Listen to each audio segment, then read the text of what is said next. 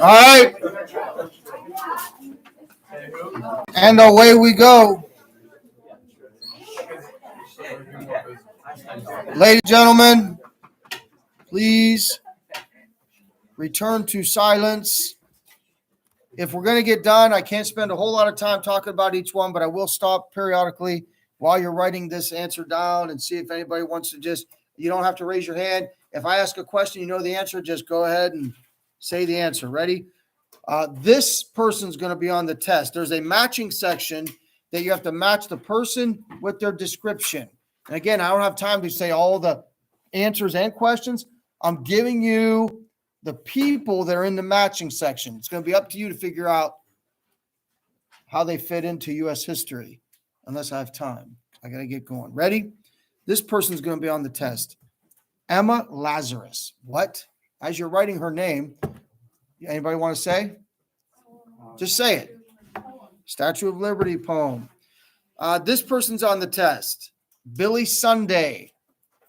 Writing all these down? Say it as you're writing. I said, just go ahead and say it. You don't have to raise your hand. Pro baseball player turned missionary or evangelist. Mark Twain's on the test. Tom Sawyer, Huckleberry Finn. Alvin York's on the test. Alvin York saw a video of the movie made for him. Turned war hero. Alvin York. Schlieffen's on the test. You keeping up? Schlieffen. Schleiffen. Schlieffen. What did he have to do with the Schlieffen Plan? We're going to be Trey. Germany's going to make quick work of France. Then we'll take care of Russia. Boom, done. Okay. Okay, this is maybe a little tougher. John Dewey. John Dewey.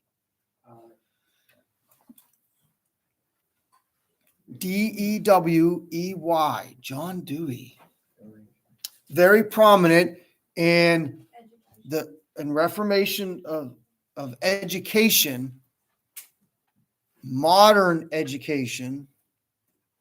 So the way we do things goes back to John Dewey, especially when it comes to philosophy of education in the modern era, more humanist education rather than Christian education. Let's see. This guy started out in shipping, ended up being prominent in the railroads. In fact, he started out in shipping, which gave him the nickname Commodore. Cornelius Vanderbilt.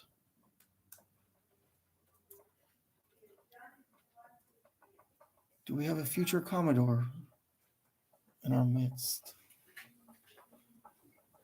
Would that be cool if we had a future Commodore? I think Derek fits the description. I already got offers. Vanderbilt? Vanderbilt's a pretty high status academic school, but then also when it comes to baseball, they're a pretty prominent school. And who else is in this section? I haven't said yet. Oh, I hope when I say layup, that doesn't offend you if you don't know the answer right away. But of course, a test like this, there's going to be some that I'm thinking that everyone's going to get right, like Woodrow Wilson. Like, who was president during World War I? Like, come on. Surely you're going to get Woodrow Wilson, right? And then Emily knows, because she's got good taste, who was the first president after the passage of the 19th Amendment. When she looks back at pictures of previous presidents, you know, Serenity, how you look at pictures of the old days and it seems like everybody's just kind of like bland, black and white. This guy must have been some kind of handsome. It's a joke, Serenity. Who was it, Emily? See? He made an impression on her. She'll never forget Warren G. Harding. He was president, elected in 1920 after the passage of the 19th Amendment. And the bad history joke is he must have been good looking. And I could say that joke because everyone that knows me knows I'm very supportive and pro woman. So like when your life testimony is like that, you have some leeway to make jokes that kind of like that. Of course, not to some people, I don't. Some of the woke people would want to have me fired like right now for even making such a joke.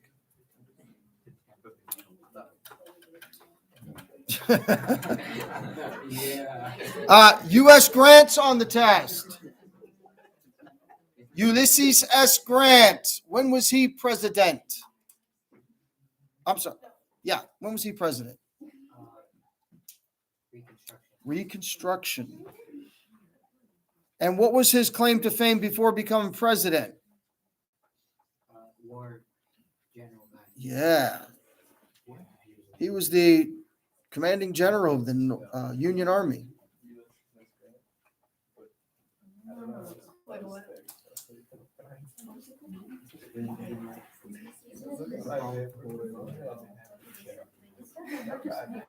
Union Army.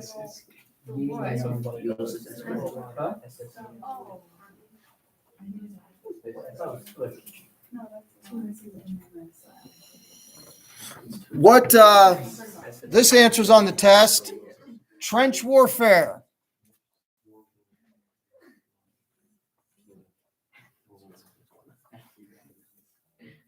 We haven't got to World War II yet. You're right there, though. Warfare. Powder kegs on the test. Powder keg. Dina, why would a term like powder keg be on the test?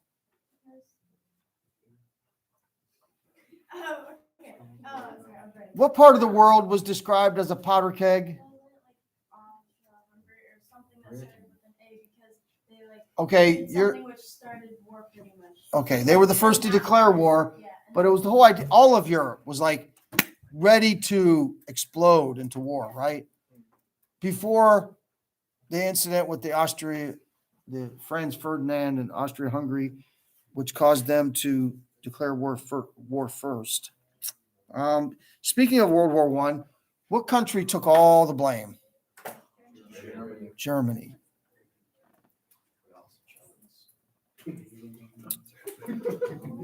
What quote-unquote robber baron was most associated with the oil industry? Which one of those guys was oil? Yeah? Rockefeller. And remember, he concentrated on, he didn't want to put his, he didn't want to invest in getting it out of the ground. He wanted to take it from once it was drilled to the, what's that process called? When you take it from crude refining. Was he vertical integration? That would have been horizontal, right? He focused on just that one aspect of it. Carnegie was the other. He was involved in everything from getting the iron ore out of the ground to constructing the skyscrapers. How should I word this question? Today, we talk about numbers like 30 trillion, but about 140 years ago, we had the first $1 billion Congress. And that was during the administration of Benjamin Harrison. First $1 billion Congress.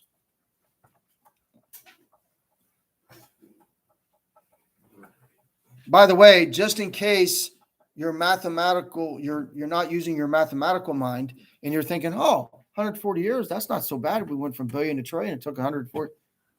You're not understanding the difference between billion and trillion. If you need to be reminded, 1 billion minutes ago would be like 1980 something. A trillion minutes ago would be like 32,000 BC. Big difference between billion and trillion.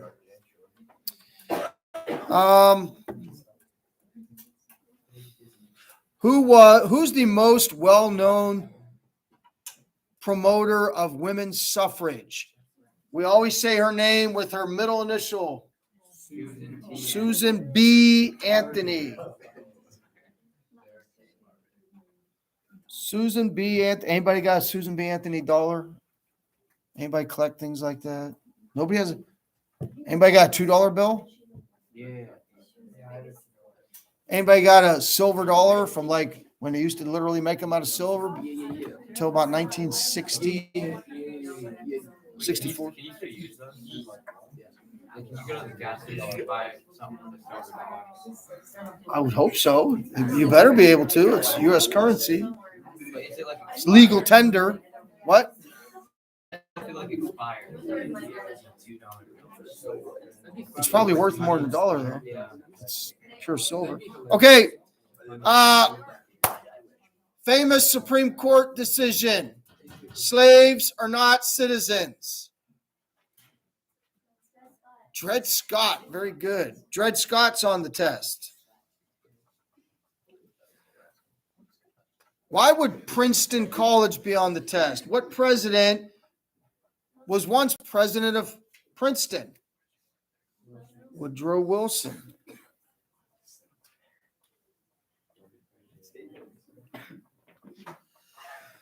There were two nicknames given to groups of people during Reconstruction. One nickname was given to the northern people coming down there, and they were accused of not really wanting to unite the country. They were more worried about profiting from it. And the other group was called this because they seemed to support that group. Which was the northern group? Carpetbaggers. And then what was the name of the southern people that seemed to be supporting them? Scalawags. Yeah. Mugwumps is on there too, though. Now that he mentioned it, what's a mugwump? Mugwump was a term for mugwumps. Yeah. You're like on both sides. Okay. Or like you seem like you're on one side, but your ass can show another. All right. It was used in our context for the Republicans that voted for Grover Cleveland, the Democrat. Wait, what? A mugwump was the Republicans who voted for the Democrat candidate, Grover Cleveland.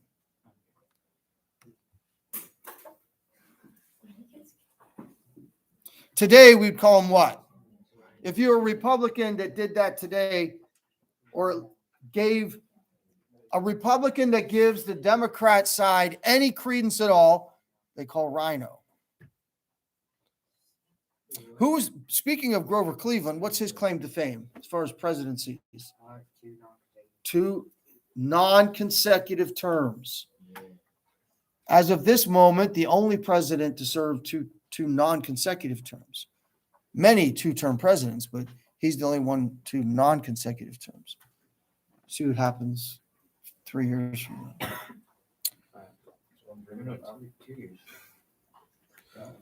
now. Tariffs on the test, of course. Talked a lot about tariffs through the progressive era into the 20s. What is a tariff, Riley? Riley, if someone said, "What's a tariff?" what would your answer be? If you become a study, I can tell you. I don't know how to spell it. It's 1 R, 2 Fs. Tax on imports. What company that is still alive and thriving today was kind of the original monopoly on phone service? AT&T. By the way, since some in this class are notorious for teasing me about 5 years ago or whatever about my Cricket phone. True story, just yesterday, my older son, who of course was on my plan a long time ago, and now he's married, got his own thing. So they got their new, what is it? What, it's not 12, whatever, their iPhone 12s and their Verizon plan, complaining that he never had a problem with Cricket because Cricket uses AT&T lines, and now he's always having problems with Verizon. Go figure. Go figure. Who knew Cricket was more reliable than Verizon? Yeah. What's AT&T stand for? American Telephone and Telegraph. Next. Very famous. You don't have to memorize a whole lot of dates, but not only do you have to memorize the date, you got to memorize the time. On November 11th at 11 o'clock, 11 a.m., in the forest in France, there was an agreement, a truce. What's the technical term for it? Starts with A. Armistice was agreed to end World War I. When was that again? On November 11th, the 11th month, the 11th day, the 11th hour. What year? Ooh, that's tricky. It's not 1911. They didn't go 1918. That was the armistice.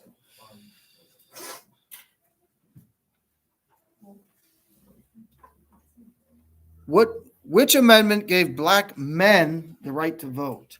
Before you answer, after the Civil War, Reconstruction, they're either called Civil War amendments or Reconstruction amendments. 13, 14, and 15. Now think about it. Which one would have given black men the right to vote? 15. First was the idea that, remember Dred Scott? First, the idea that, hey, they're citizens. That was the 13th Amendment. Then the 14th Amendment was, okay, now that they're citizens, they have the right they have rights just like everybody else has. And then the 15th was right to vote. Okay. When we talk about the leader of Germany during World War I, he wasn't called president or prime minister. What was his title? Kaiser. Very good. Kaiser will be on the test. Do you remember the specific act of Congress that was passed in 1890 to break up monopolies? Let me give you a clue. Break up monopolies and trusts. Do you remember the specific name of it? Sherman Antitrust Act. Break up monopolies and trusts. This, I hope, is another layup. Hopefully, you're not a sophomore in high school, especially at Heartland, and you don't know what the first 10 amendments are called. Bill of Rights. Bill of Rights is on the test. Let's see how good you are at remembering some quotes. Ready?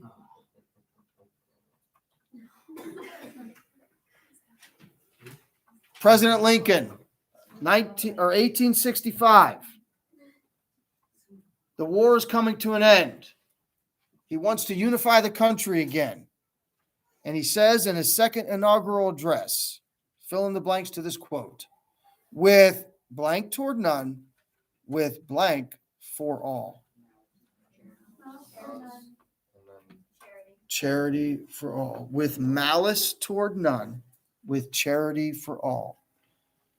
If you don't know that vocab word, I'm guessing somewhere along the line from middle school to now, malice has been a vocab word. It means you do things with, what's Spanish for bad? Mal, right? You do things with, like, your intentions were bad. Like sometimes you could hurt somebody, hurt their feelings, do something wrong, but there was no malice. Like you didn't do it on purpose. Your intentions weren't bad. Right? Next. Finish this quote. This quote is from a poem written at the beginning of World War I. Forget us, God, if we forget the sacred sword of Lafayette. part of the idea of America being finally saying, yes, we're going over there. And part of the reason that, well, I guess it wasn't the reason we didn't go over. It was part of the reason that many people were thinking we should have joined the war before this is because France needed our help. And when we were in our most desperate need to even become a country in the first place, who was there for us? France. Prohibitions on the test. 18th Amendment. 18th was prohibition. 19th was women's suffrage. Since we're on the subject of amendments, which one was the income tax? 16th. Of course, you have to remember what the four main causes of World War I were. I said main. I emphasize the word main on purpose. You've got militarism, alliances, imperialism, nationalism. Here's another quote. The cure for all the ills of democracy is more democracy. The cure for all the ills of democracy is more democracy. What's the point to that quote? The point is, remember that democracy is relatively new. I mean, it was tried many times throughout history and mostly failed. The idea that democracy could last 240 years, as we have, is historic. Some people would say the cure for democracy is no. Some people would say it's tyranny. Some people would say it's monarchy. They would say, you know what? You know why your society isn't thriving, isn't going well? Because you can't allow people to rule themselves. What kind of crazy idea is that? Of course there's going to be, it'll turn into anarchy because people can't do that. People through history have always needed one strong figure to rule them or group of people to rule them. Think about it. That's what history has been. It's a history of kings and queens or oligarchies, groups of people that rule. So how have we tried to fix our democracy when we have problems?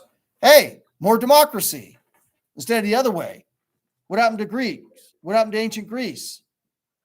When they tried it, tyranny moved in because how are we going to stop this chaos? How are we going to make our society secure? It's always been, you need a strong leader. That's how you become secure. We can't leave this guy off the test for the first semester. William Jennings Bryan, the great orator, the progressive, however, Christian, known for his progressive politics, but also maybe more widely known for his morality, for being an upstanding Christian man. Unfortunately, we found out that after being on the witness stand during the Scopes monkey trial, he died 5 days after. He was a witness for the state who was saying, can't be teaching this stuff. We got to teach biblical creation. What if I said the name George Washington Carver? Yeah. The innovator that came up with over 200 uses for peanuts. George Washington Carver.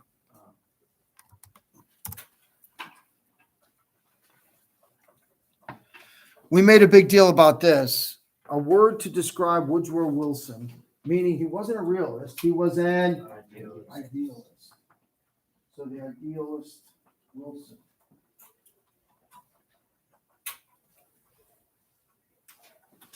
Why did we call him that? Because he had this idea that, we're Americans, we have this great country. He's a progressive, modernist type of person. Humans, we got this. We got this all under control. We can make the world a better place. We can make the world hey, if we keep working at it, we can create heaven on earth. Because we can. That was the idea, right? Didn't happen, did it? After the modernists thought they had it all figured out, came World War I and World War II. Kind of reality hit them in the face. So much for relying on mankind instead of God, right? What was the name of that guy that was like head of the Democratic machine in New York City? Worked out of a place called Tammany Hall. Boss Tweed.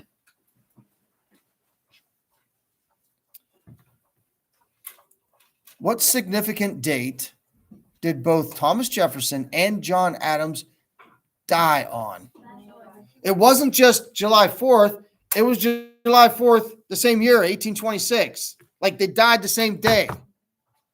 Within hours, Jefferson and Adams, they were once political rivals. They became friends. And they July 4th, 1826.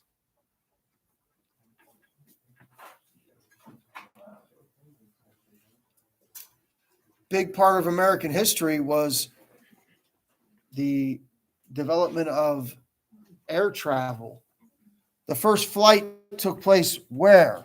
Some of you may have been there to visit this historic site in the Outer Banks, a place called Cape Hatteras. Nearby there is Kitty Hawk. Kitty Hawk, North Carolina.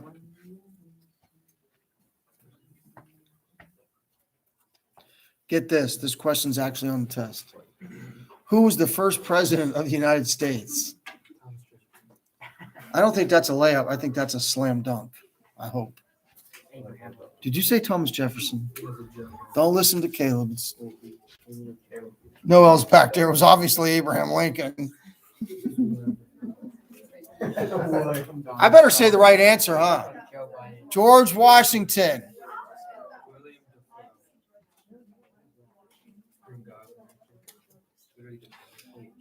Okay, who remembers that phrase that described the idea that America, it was almost ordained by God that we would go from sea to shining sea? What?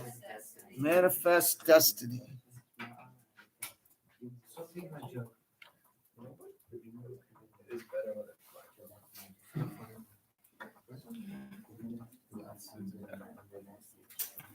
What country would I be in if I said I was standing in the country that was the first to declare war in World War I? Austria-Hungary. They were urged by Germany. If you put it in like simple street terms, it would be like Austria-Hungary next to Germany saying, "You gonna let them get away with that? You got to do something about this." When the Serbian, I just gave away one of the next answers. Where was the assassin from that killed Archduke Ferdinand? Serbia. Additional question. What do we call this area of the world where Serbia is located? Serbia, Albania, there used to be this map's old. This huge area here, it used to be called Yugoslavia. Right now it's got Bosnia, Herzegovina, Serbia, Slovenia, all these other countries that are independent now. What do we call that area of the world? The Balkans. Very good. Was there a country that at the beginning of World War I was with one alliance and then they switched once the war began? Italy.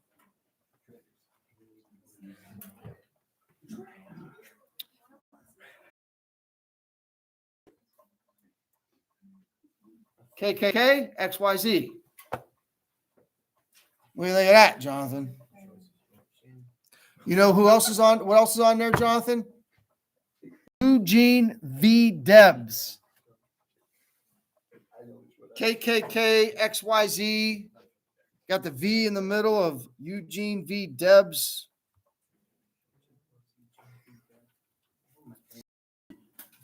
Jim Crow's on there. Remember Jim Crow? Sixth president. No, I was kidding, Jaden. I caught it.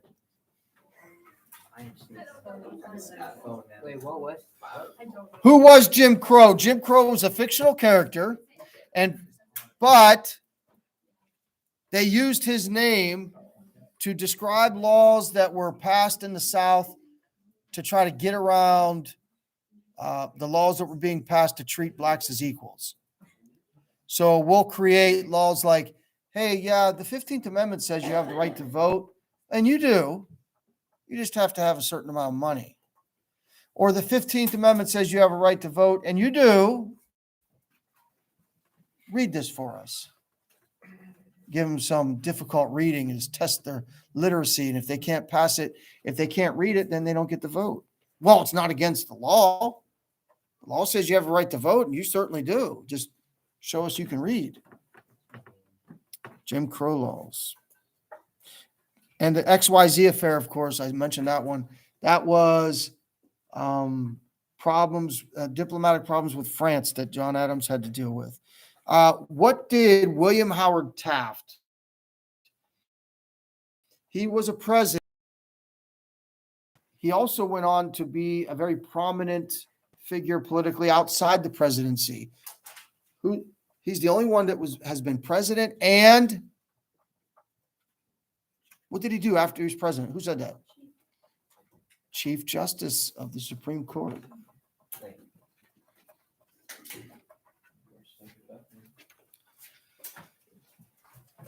Yes, ma'am.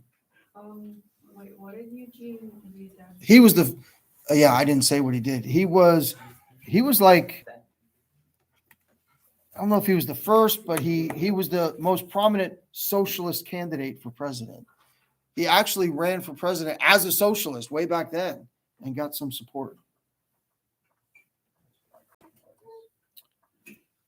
Today we have a two-party system, which developed way back in the 1790s. Today it's Republicans and Democrats. What were they called at the beginning? Oh, it was like. What? Democratic. They were called Democratic Republicans. They actually had both words together as one party. And then what was the other party? Very good. I don't know if you get that. Whigs came later.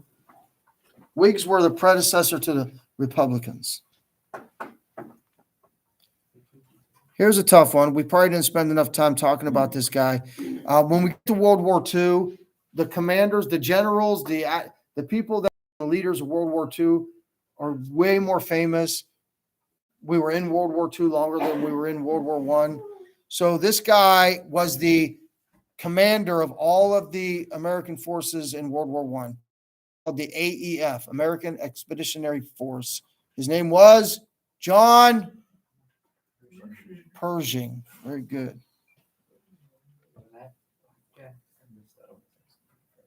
Jack Pershing. Very good. See the black. Yes. Joke.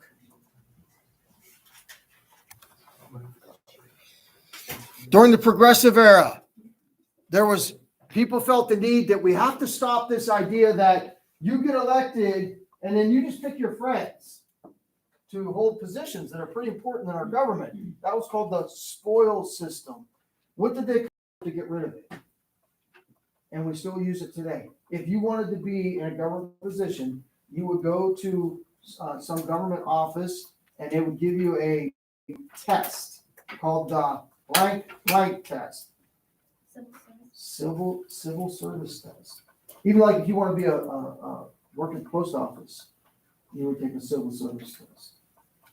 So the Civil Service Commission was set up to get rid of the spoil system.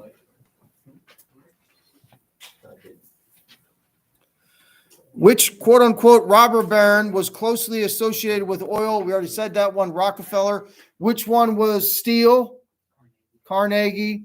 Which one was didn't focus on one industry, was like a financier for all of the industries? JP Morgan. Which one was like the biggest financier of the South?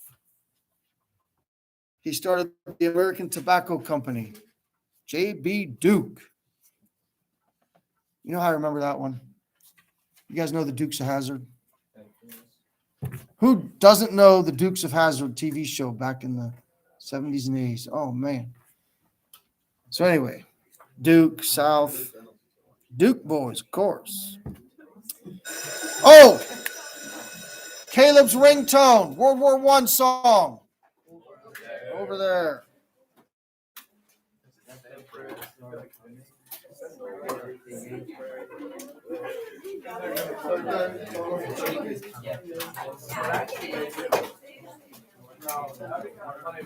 Well, you didn't quite get them all, but most of them. Your exam's not till Friday. We're chilling until Thursday night. Attaboy.